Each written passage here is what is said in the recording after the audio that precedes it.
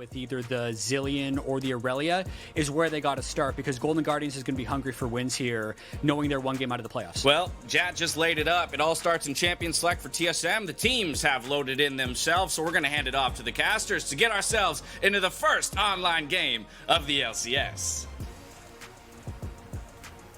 Thank you very much, Dash. Ladies and gentlemen, welcome to Champion Select for the first time ever here from the comfort of our own bedrooms. I am Clayton Captain Flowers Reigns, joined by my good friend and co-commentator, Mr. Isaac Azale Cummings Bentley. How you doing today, Azale? I am good, man. It feels right that LCS is back for the weekend. So excited to be going into week 8 here and starting with a really good game. Absolutely. As they said, Cloud9's out in front, and then we kind of got 9 more teams all in this melee. I mean, CLG's kind of on the ground. They're trying to stand up, but everybody else is in this melee, just brawling and fighting each other for a spot here. TSM coming off of a real good week, taking down Team Liquid and FlyQuest, seeing if they can continue that here against the Golden Guardians. Yeah, and Golden Guardians need to be able to get wins right now. They are sitting at 6-8, tied with Team Liquid. Very likely you need at least 9 wins to get into playoffs, so they're looking at really only being able to give up 1 loss over the next 4 games here. Now, as we're getting into Champion Select, the bans are all wrapped up for the first half, and that means Tahm Kench, Kalista, Yuumi, Pantheon, Sett, and Senna all banned away. Now, Golden Guardians have not paid that red side Ornn tax here in the first part of the bans, and TSM has not locked it in first. They've gone for the Syndra, a staple pick there for Bjergsen, so we'll see where that ends up going in this draft. I imagine it wouldn't go through unpicked. Yeah, it will be interesting to see if the Ornn gets picked up, and while Syndra you would expect to go to Bjergsen, it is one of his most tried and true champions. Kobbe also can play this Syndra, and there has been a lot of talk about the strength of this pick as a bot laner. Alright, the Varus is the first lock-in. They're going to go ahead and get themselves that marksman pick right out the gate here. Make sure they've got some strength in the bottom lane for both that laning power as well as the range and CC and team fighting power it'll bring later on. Jarvan also pretty powerful here in the jungle. Spring has been all about these champions that can get involved in the ganking as soon as they hit level 3. And hey, why wait for level 3 when you've got one of the best level 2 gankers in the game? Yeah, it'll be interesting to see where Dardoch wants to go. There is the ability to go towards something like the Lee Sin. Rek'Sai is up here too, so a lot of options are available. We have seen some tanks kind of sneaking into the meta more. If you're looking around the world, things like Sejuani is becoming more popular, so if they want to look for something frontline, they could do that. But TSM has been a team to try to play more aggressive, so I wouldn't be surprised to see Lee Sin come through.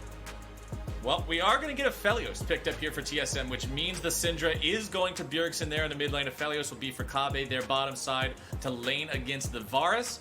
We'll see if they want to draft a support with him. Remember, they already banned Tahm Kench away themselves, and oftentimes you want to see a more defensive, more protective style support with Aphelios to keep him safe. And there you go. There's the Thresh.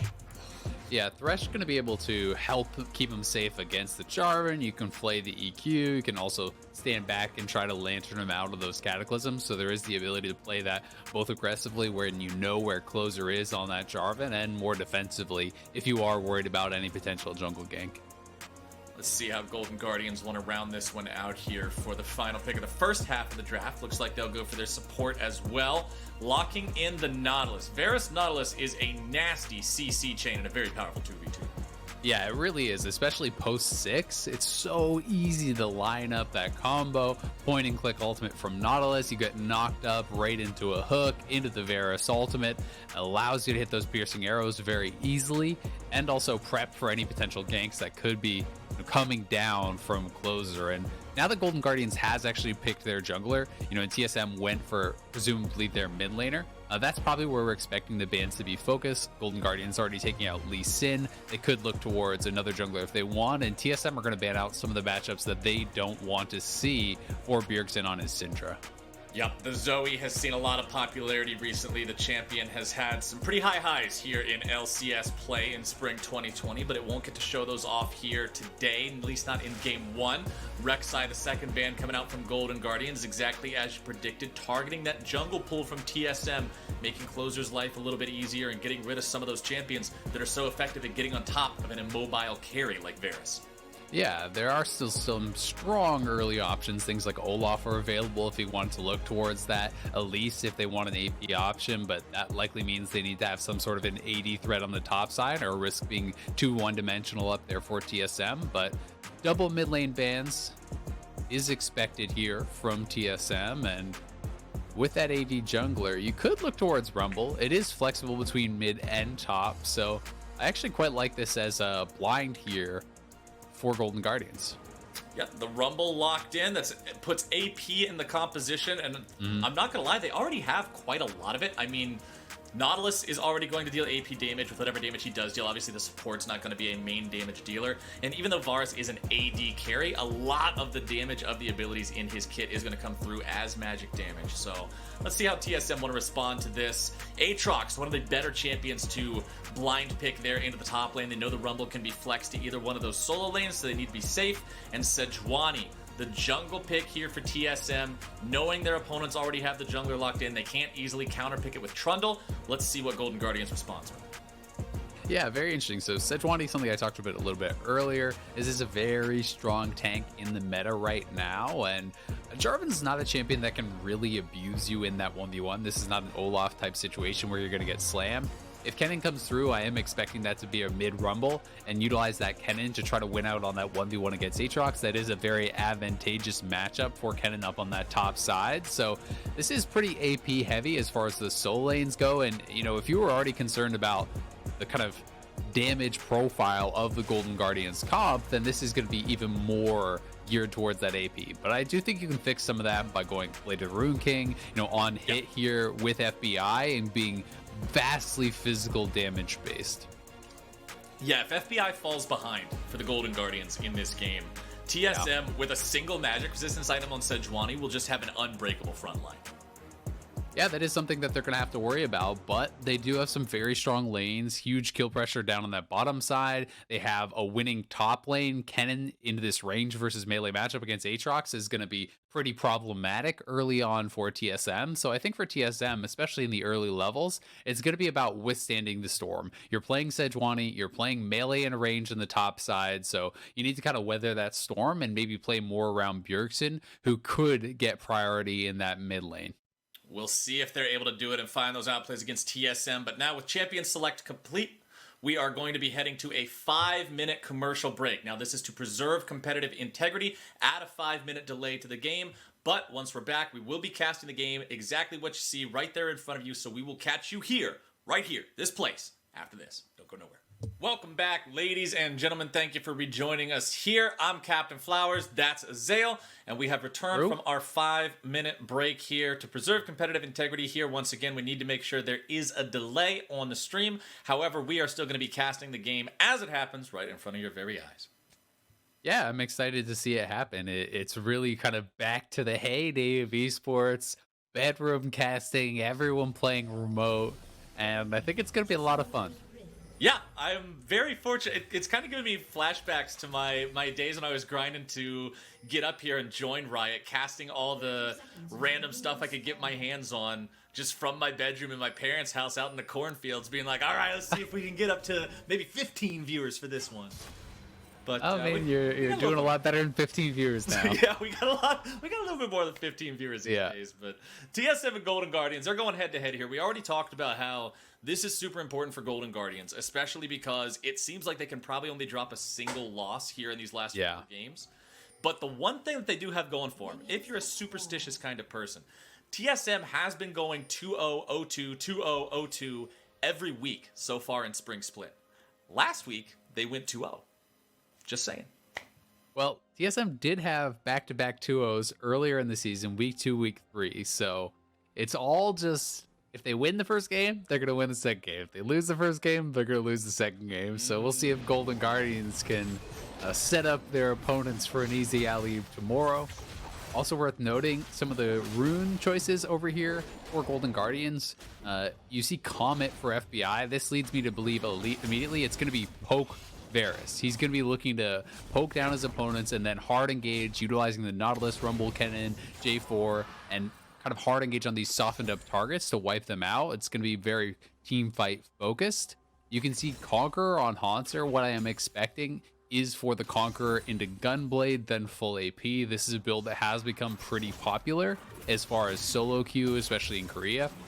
And then Predator mid here for Goldenglue. We saw Niski actually run this a couple weeks ago, and it is very much just focused on getting lane priority, shoving that wave, and roaming. You're not actually looking to fight Bjergsen 1v1 here. You want to make stuff happen elsewhere. And there's so much potential for this Golden Guardian squad to make things happen when enough people get together. Look at the team fighting power of all 5 of these champions. If that Jarvan goes in and gets more than one person in a Cataclysm, the amount of AoE hell that will rain down upon them is massive. I mean, there's so much lockdown for this Rumble, right? You know, it's not even just the J4, but Nautilus can hold people in place for that really strong equalizer. So a lot of opportunity here for Goldenglue to really be set up well. You can see he is actually playing heal, so doesn't want to be getting 100 to 0'd here by Syndra. It's not going to be cleansed to deal with Dardoch or anything like that. And with that Sorcery secondary, I'm actually expecting that he is just playing like Water Walking and Celerity. That's what I saw Niski play. It is just, again, everything geared towards moving around the map and making stuff happen. The faster you get to the river, the faster you find yourself in another lane. Speaking of the river, both junglers have taken to the Scuttle Crabs now. Dardoch on the bottom side of the map, Closer on the top side. Closer won't really have an opportunity to make any sort of a gank happen up here. Broken Blade already farming up underneath his own turret. As you mentioned in Champion Select, Hauntzer's kind of going to have his way with that lane for a while. Yeah, he definitely should. Closer, a little bit on the bad side of this. They're actually pinging him back up towards top side, so perhaps considering a dive on Broken Blade. And now they've seen Dardoch, so maybe they want to go for something. They are actually pinging towards it. Goldenglue's going to roam, and I think they're going to look for a 3-man play. Yeah, Goldenglue already ducked into the fog on the top half of the river there just to evade the gank. Now he's made his way up here. A ward's going to spot him out. Let's see if Golden Guardians can do this cleanly. Broken Blade going to go ahead, drop down the Infernal Chains, having to pop the flash. Closer already getting himself away, but Goldenglue is going to be stuck up underneath the turret. Good Lord, man. Oh, and he even taunts him. Broken Blade. He makes it look clean. He makes it look easy. And Golden Guardians Hauntzer's in trouble. It look like a massive early error. They get flashes out of all 3 of their opponents. The first one, of course, being Goldenglue's flash in the mid lane. And then because Goldenglue didn't have it, he ends up dying. And that is disastrous in the top half of the map. Yeah, I'm not sure if Closer could have taken one more hit there. It felt like he should have just started off the dive with melee and then used the flagging drag to get out of tower range once, you know, he was kind of getting too low. But instead, he looked for the engage, wasn't able to find it. Great flash from Broken Blade, and they just didn't have the damage to actually finish him off. And not only is this bad for Goldenglue, who actually roamed up to topside and died, spending his summoners, now Hauntzer has no flash, his opponent has first blood, and this early advantageous matchup that you drafted for is no longer in your favor. Goldenglue without that flash could this be is a great punished here roam. again. Bjergsen, if he lands the Scatter the Weak, could be in a good spot. Broken Blade continues to move forward. Gets the chains, gets a little bit of a knock up. There's the damage. TSM just merciless against Goldenglue here. Yeah, Goldenglue is going to be so sad. Had to burn his flash mid lane, roams top, blows heal, dies, comes back, and just a perfectly timed roam from Broken Blade. 3-man collapse mid lane. They know Goldenglue had no summoners, so he's going to lose even more here, falling very far behind Bjergsen already. And when you go for this style of setup on Rumble, where you are hard committing to the roam with Predator and Celerity and all this stuff, if you lose control of your lane, you can't move because you have no priority. Right, where are you gonna roam? You're stuck underneath the turret for the entirety of the game. Roam back to the base. All right, bro, that's where we're going. I get straight home as TSM have made their way onto the Infernal Drake here. That one's gonna be smited. Dardoch can easily charge over the wall, but just in case, Biofrost throws out a lantern there to get his good buddy out to safety. And Golden Guardians now find themselves down 1,000 gold and a Drake and 2 kills early on in this game. Just about all you could ask for if you're TSM. Yeah, really incredible start, especially when, I was talking coming out of Champions Select, TSM need to withstand the storm and survive top lane, survive jungle. Well, they've done more than that. They've actually been able to thrive in these early levels. Dardoch is almost to 6. Broken Blade with the first blood got early Merc Treads that's going to help him out so much in this matchup against the Kennen. And TSM now looking to dive Hauntzer up on this top side, who has no sums. I think they can just miss happen. All right, let's see if TSM can do it right. not go the same way the Golden Guardians dive went. Earlier there comes... Oh. Couldn't even finish the sentence. Yeah, now you see him, now you don't. Syndra pulls off the magic trick, just absolutely destroys Hauntzer, who, again, has no 2P. He actually used that earlier, so he's going to lose all these waves. He's going to lose at least one turret blade, and Broken Blade is actually going to be very far ahead now in this matchup. As we were talking about TSM having an advantage, the point I was going to make is they aren't even the ones who gave them that advantage. It was the Golden Guardians with a massive misplay, and yes, Broken Blade played it well, but it was Golden Guardians' unforced error that gave TSM this lead. But now TSM says, oh, well, since we've got a lead, we might as well show you how a dive is actually done correctly. They pop off in the top side, they coordinate it perfectly. As you said, now you see it, now you don't. There was just no opportunity for outplay there from Hauntzer, and TSM is keeping things rolling here. They don't want to slow this down.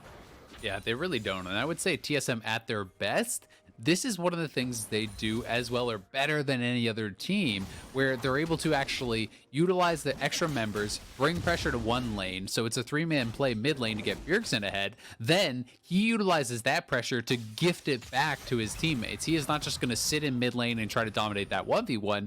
He takes the pressure he has, goes top, dives Hauntzer. Now Broken Blade is kind of getting you that back, and they're so good at extending the lead by playing around the map.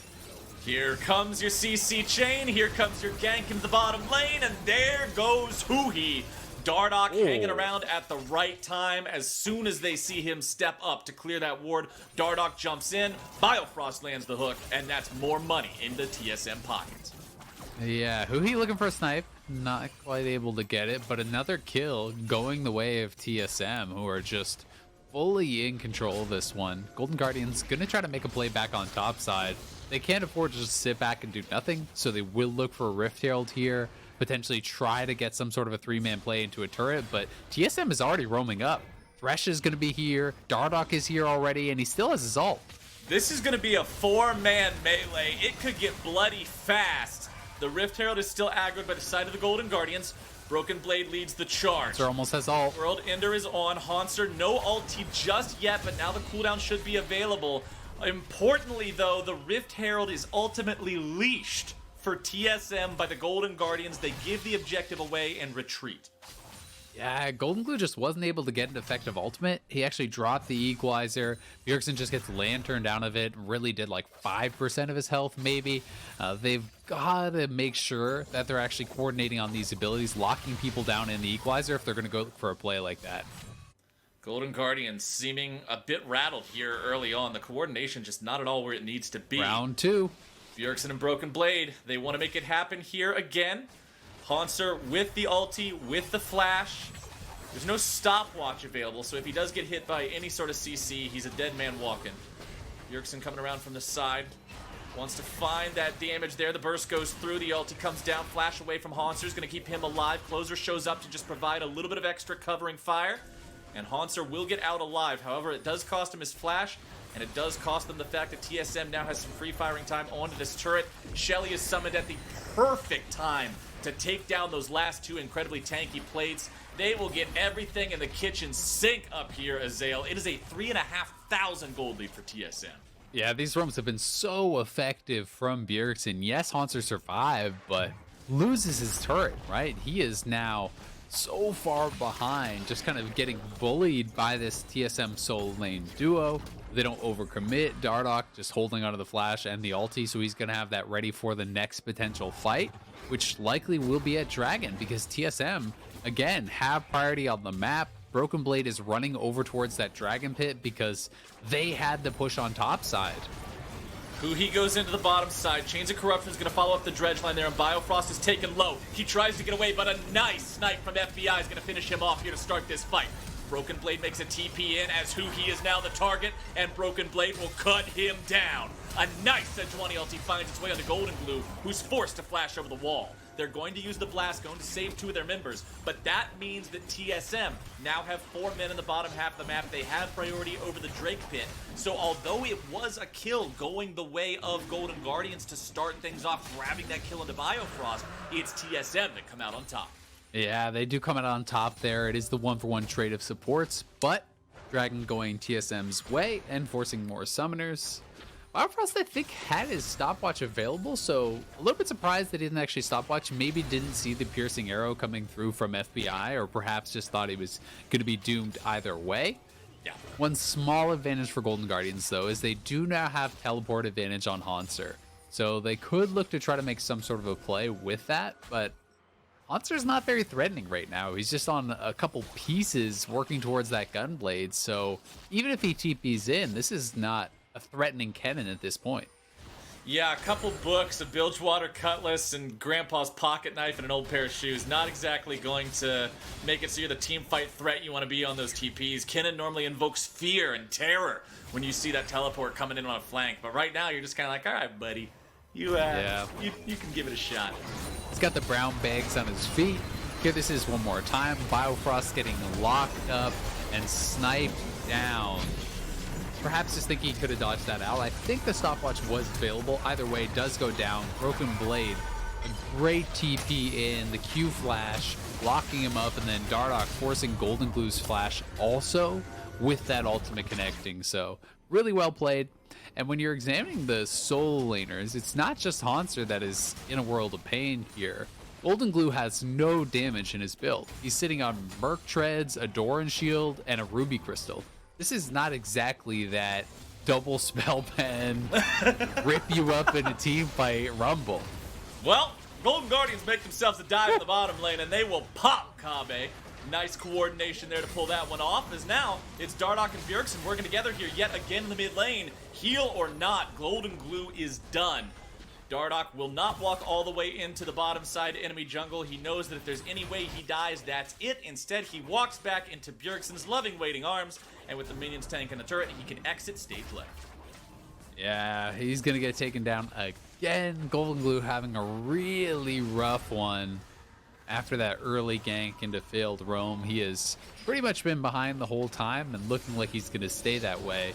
The one kind of shining light, I would say, for Golden Guardians is Jungle Bot doing pretty well. You can see FBI has a kill to his name. He's up 20 CS, is going for the poke style build, so has picked up some CDR boots, has double lethality right now, and he's going to be pretty strong. So perhaps if he can hit a little bit of poke before a fight starts, you can soften up someone on TSM enough that then maybe your solo laners can get something done. Yeah, when you go for a lethality build on any champion, the existence of Umbral Glaive means you have a first item completion point that is much faster than almost any other champion. It costs 2,400 gold, right? That's support item budget. To have your first item online, it gives you a lot of extra vision control. We'll see what FBI is able to get done with this and that dirt put together for plenty of lethality stacking. If you look at the side of TSM, there is some armor on Biofrost. You're going to have some armor coming in here soon, most likely for Dardoch as well. But everybody else is pretty squishy and susceptible to these piercing arrows. Yeah, and I mean, it's also an item that really helps you with vision control, right? And one of the things that can be difficult as a team from behind is often controlling vision whatsoever, being able to contest that. And this is kind of like an extra sweeper, but Broken Blade going for the engage. Here we go, Golden Guardians once again in a bad spot, and that's a killing spree for Broken Blade here on this Aatrox. 3-0-2 so far. Another great pick. TSM collapses, gets a kill, and it's going to be straight over to Rift Herald. This is not likely to even be contested. Goldenglue's on that bot side, so I think Golden Guardians just going to have to give this up, which should mean TSM can likely take that mid lane turret. Mid lane turret with plating gone and already below half HP is going to take quite a lot of damage even without Shelly being around. Yeah. Demolish is ticking down for Biofrost, and with that big hit coming through, one more shot from Kobbe finishes it off. Yeah, well done by TSM. They don't even need to use that, so they could save it for bot lane, try to get the last of the outers, extend that gold lead, or even look to pressure further in mid lane, taking down that tier 2 and opening up more of an ability to extend their vision into Golden Guardians jungle. And as things do look bad here for the Golden Guardians, we have to remember they do have one hell of a wombo combo. They also have two champions currently working on building a Gargoyle Stone Plate, which even when you're behind can make you just massively tanky with the incredible value the active gives. So there is a chance for a big Golden Guardians wombo combo here in a 5v5 fight, but they will have to play it very well, and they're going to have to make sure that everybody's coordinated. Yeah, I mean, it's going to have to be a perfect engage, right? Because you're going to be looking to fight through Broken Blade, Dardoch, and Biofrost, who are all going to be quite tanky. And Broken Blade is so strong right now. Not only is he very resilient with this early death stance and quite a bit of HP plus the arc shreds, he's going to put out a ton of damage if you're trying to just ignore him and walk past to access Kobbe and Bjergsen. Because if you can't get to Bjergsen right now, he is going to run over a fight. And with that third Drake going over to TSM, this brings them to Soul Point, which means they have the opportunity of taking a Drake Soul 22.5 minutes into the game. Yeah, that is ridiculously early here. Being able to grab that up for themselves would be pretty devastating. I'd also say Cloud Soul, very, very nice for Aatrox in particular. You're already getting that movement speed on your ultimate when you do pop it, and now getting this extra burst from the Cloud Soul plus the passive 10% move speed would be really, really nice for Broken Blade and allow him even more access to the backline. It just becomes almost impossible to kite this guy. Yeah, with everybody on TSM doing as well as they are, one misstep from the Golden Guardians, getting caught out by a Broken Blade chain or a hook from Biofrost or Dardoch's ulti, it's really difficult to deal with these kind of situations when you're this far behind. Nobody can really tank it up. Until those Gargoyle Stone Plates get completed, if you're caught, you're dead. Yep, exactly. And that's what Golden Guardians are actually facing down right now. We are stepping into what will hopefully be a quick pause. We'll let you guys know as soon as we find out exactly what's going on. But TSM has played an incredible game so far. They are in full control. And I've got to say, this is kind of the TSM that I think people were expecting after their performance last weekend, taking down Cloud9, giving them their first loss, grabbing a 2-0 weekend. There was a lot of hype around this team in that, hey, if they're performing at this level, not only should they be the second best team in the regular season, but they could look to challenge Cloud9 in playoffs. And I think they have really picked up right where they left off. And for Golden Guardians, you gotta be face palming a little bit at that first dive. Honestly, you can feel the energy around a play like that happening. Everybody's walking up there. You're kind of thinking to yourself, I mean, I don't know if this is a great plan. Does he think this is a great plan? I mean, we're all here. Is this really a good idea? I've been there in solo queue 100 different times. And eventually you're just like, well, I'm up here, so might as well do what I came to do. And then it turns into that, and it's just so frustrating because you know it was all on your call, right? There's nothing TSM did that said, hey, you have to make this play. Yeah. But they made that play. It went horribly awry, and it gave TSM the advantage they needed to snowball this into some Frosty the Snowman tier abomination of wintry goodness that makes it so they're at the point that they are now. 4,000 gold ahead. I mean, it's one of those things that I actually liked the play. I just think it was executed poorly, right? And that's always frustrating to look back at and say, hey, we did the right thing, but in the wrong way, because, you know, yes, he got ganked mid lane. Goldenglue lost his flash, but then there was this potential for this 3-man dive topside, snowball what is already supposed to be a winning matchup, and then all of a sudden, you have a way into this game, a way to actually take over through side lane, right? So I kind of respect the play. I just think Broken Blade responded great, and Golden Guardians didn't handle the dive very well, and TSM has really made the most of it. They have done such a good job moving around the map, taking the lead top, roaming mid, getting Bjergsen ahead, Bjergsen returning the favor with multiple roams top, and they have just been everywhere. Well, here we go again. TSM pushing up, and Golden Guardians deciding it's time for a fight. They're going to engage on Broken Blade, who has to flash into the Cataclysm. However, a flash away from close is going to keep him alive as well. Broken Blade shut down, killed for the first time in this game. Yeah, Broken Blade was ignited and had taken so much damage that Death Stance dot was huge. And that is the first, I would say, major misstep from TSM that felt like a big overdrive. Dardoch going forward hits the ultimate on FBI, but no one was around to follow up on that, so he didn't even force the cleanse off of FBI. And you know, as they tried to kind of dive in and back up Dardoch, Broken Blade got locked up under the turret and just roasted. Broken Blade finally taking down some shutdown money in the pockets of the Golden Guardians. Going to make them feel a little bit better about the state of this game. Was a 4,000 gold deficit, now down to about 3. But they still have to deal with the fact that Drake Soul's on the table here in 2 minutes. They still have to deal with the fact that they're playing completely off the back foot this game. You can always tell what direction the game is heading, if nothing else, just based on the vision. All the vision in this game is currently in the Golden Guardians half of the map. There's none on TSM's half, because TSM knows Golden Guardians will never be pushing into there. There's no way a battle is going to occur in TSM territory. It's all about them just choking Golden Guardians out of the remainder of this game. Yep, exactly. They're playing on their opponent's side of the map, so their vision is placed appropriately to do so. That being said, Golden Guardians does have good defensive vision, so they've kept a lot of vision, in that Baron area. So if there was any potential rush towards that, they can at least move forward and check on it. They can keep tabs on that. And because of the nature of their composition and how much AoE they have, it would be really risky for TSM to make a move towards Baron. So while this last pick doesn't pull the game to parity at all, it does give Golden Guardians a little bit of confidence, right? It's like finally something went well for you, and maybe you can build some momentum there.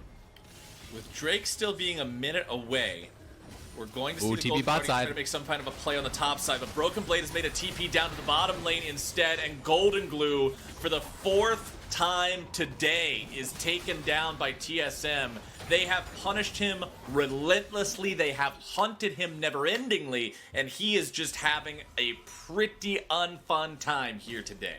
So much credit, though, to Dardoch, Broken Blade, and Bjergsen. This 3-man squad from TSM has been everywhere, playing together throughout the entire game. Again here, finding Goldenglue on the side. Broken Blade just TPs in, and they're able to chain that CC to not really give him any opportunity to flash out. Now, the good part here for the Golden Guardians is the fact that he's going to be back alive in time for the Drake fight. TSM goes for a dive underneath the mid lane tier 2, and FBI is forced to blow both summoner spells to get away. That's Cleanse Flash down on an otherwise completely immobile AD carry, who, by the way, does not have a defensive support next to him. He has a Nautilus. So if they can find the chance to engage, he's done. It's a great trade from Dardoch. Dardoch trades his Flash to get both those summoners. It's also the strongest member on Golden Guardians right now. So there's the ability for someone like Bjergsen to actually look for a 1 combo. He has both his summoners, so he could try to flash in there if he can hit any sort of scatter, and probably 100-0 FBI, because as you said, there's no defense really coming to his aid from Huhi. It is all about the engage on that side. Yes, he can try to peel, but once Syndra presses R, there's nothing Nautilus can do about that. You're not peeling anything, unless you have a stopwatch. Stop. Try to bat the balls out of the air. Yeah, Nautilus is gonna walk up. He's got the anchor, man. I got you, bro. The stands. He's ready for a home run. But Golden Guardians are ready for an invade. But are they truly ready, Azael? Dardoch's gonna be tanking up everybody. But the cavalry has arrived and the artillery is flying. Kobbe's letting off a couple of bullets, but Hauntzer's made his way into the back lines. Kobbe is going to be forced to run away as Bjergsen grabs a kill into Huhi, and Hauntzer is kept under control. TSM will keep their AD carry alive, and Goldenglue and FBI will hobble away from the fight. Dardoch, the only casualty for TSM. At the very least, they got some summoners off of TSM, but TSM winning out so much. They have the health bars to continue this push. FBI and Goldenglue have got to get out of there, because Broken Blade could easily dive in and take them down. It's going to be another turret going the way of TSM. They have that soul now, and everything is in their hands to close this one out. TSM with their 6th turret of the game. That means everything standing outside of the Golden Guardians base has been removed, and it's all about sieging that inhibitor line now, a task which typically falls to a team that has managed to get themselves Baron, and with the lead that they now have, I don't think the task of taking it's quite as daunting as it was before. No, it really isn't. They have a very good turn, but they still have to be respectful to the amount of AoE that Golden Guardians have, as Broken Blade probably cannot continue to chase this. There's a lot of members from Golden Guardians. Still going. He's saying, come at me, bro. He's feeling big. He's feeling big, and he is really strong in this game, so I get it. But I think for TSM, you're more looking for the turn at Baron rather than just hard committing because of the potential AoE combo that could come through from Golden Guardians. And TSM now just moving forward their vision. Broken Blade has the ability to kind of poke forward very aggressively, which made it easy for TSM to grab some vision on the other side of the map, because everyone is worried about Broken Blade. He's working as this mobile ward. Bjergsen also did a great job there, picking up the enemy red buff, tossing it over, and handing it to Kobbe on a silver platter. So the TSM's AD carry was able to grab that one, and Golden Guardians would be denied yet another resource here on Summoner's Rift, as Dardoch and Kobbe are going to start up a two-man Baron attempt. With Broken Blade and Bjergsen still on the map, TSM are hoping the Golden Guardians are not willing to check it. But considering Golden Guardians have seen over the wall with the flag, that means that TSM are now daring them to show up. Broken Blade will buy some time. He's 1v2 and he's winning the fight. He's found a kill into Goldenglue. He's chasing after Hauntzer. FBI is here. They won't find the damage they need because of the stopwatch, providing a couple of extra seconds of reprieve here for Broken Blade. Huhi's going to eat a lot of damage coming down from Bjergsen as Biofrost gets the kill to finish things off.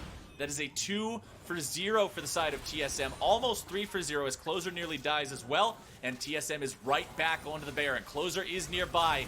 He's in that Tribe Rush. But man, if a stray projectile hits him, if a stray freeze hits him, he is dead. The smite came down onto the Baron early, but Biofrost is just going to kill the enemy jungler by himself. Sure, why not? Flashes over, doesn't even need the ignite, takes down Closer, guaranteeing them the Baron. And damn, Broken Blade has been a monster this game. He is in the 1v2 and he likes those odds. Broken Blade coming up huge for TSM here. Pops the ultimate early. The Lantern gets dropped. He says, nah, I'm going in. Taking down Goldenglue, taking down Hauntzer. What a monster. As on the other side, Closer's getting pushed out, and TSM are able to keep Broken Blade alive, even healing back up and grabbing another kill, plus the eventual Baron. That fight ended up giving 2 kills over to Biofrost, who currently is 3-1-6 on Thresh. He has a 300 gold bounty on his own head as Thresh because of the fact that he is just dominating this game so hard. TSM firmly in the lead, 7,500 gold up. They've got Baron, everybody's ready to go, and they're pushing up the top side here. Bjergsen and Kobbe will be the two standing out in front. Bjergsen with that Banshee's Veil to nullify some of those piercing arrows, as you saw there, blocking one of the shots from FBI. And now the rest of the squad is joining up. Dardoch ready to be here on the front line. Remember, the Stone Plate is ready to go, and with the Chains of Corruption missing, TSM are now aware that Golden Guardians have one less big team fight mechanism. Yeah, it's really hard for Golden Guardians now. Broken Blade pushing in mid lane. They're pushing on the bot side, utilizing the Lantern combo there. Kobbe starts moving forward, hits the turret. Lantern is sitting on him. As soon as Golden Guardians even looks at him, he can just jump out with that Lantern and stay really, really safe. Meanwhile, Broken Blade is just in mid lane doing work on that turret all by his lonesome. That's 2 inhibitor turrets now down. Dardoch over the wall with the initiation, and here we go. Very nice equalizer comes down from Goldenglue, able to find some damage onto multiple members of TSM. Bjergsen's going to be forced to flash away as Hauntzer has to head for the hills. Closer tried to tank up TSM, but he's just not tanky enough to do it. He is the only casualty of this fight so far. TSM will take the kill, they will take the inhib, and they'll take their exit. And they're running straight towards Elder. Pings from TSM. Broken Blade will go back to base, but he has teleport, and everyone else is looking healthy enough to just straight up take down the Elder right now. Golden Guardians have got to rush out and try to contest. It's really your last chance, but you can't give it away. away. It will be a 4v5. There's just not much going on for him. Broken Blade doing his best to keep everybody at bay. 1v4. The Elder Drake taken down. The Elder Drake gone means it's time for TSM to turn things right back around. There comes your first Elder Drake execution. Hauntzer goes over the wall trying to find anything onto the TSM AD carry, but the damage is not there. Broken Blade will not stop pushing. The Guardian Angel brings him back, and he spams the stupid emote during the resurrection. Oh, Broken Blade, he is feeling it this game, Azael, as Dardoch is feeling these ultis as well, dialing them in onto value targets. Biofrost the Fearless, 1v2 on the Thresh. Goldenglue and Closer will finally take him down. Shut that Thresh down, get that money. Unfortunately, it comes at the cost of your base just falling to shambles. The Nexus turrets are under fire. Broken Blade's just dodging and ducking and dipping and diving around as Dardoch's on the front line there. He's almost going to be taken down. There you go. But unfortunately, a kill doesn't mean a whole lot when the Nexus goes down too, and TSM make it look easy against the Golden Guardians. Yeah, that was a dominating game. 30 minutes on the clock, 18-6. They got the Baron, they got all 4 dragons, they got the Elder. TSM really crushing Golden Guardians here today.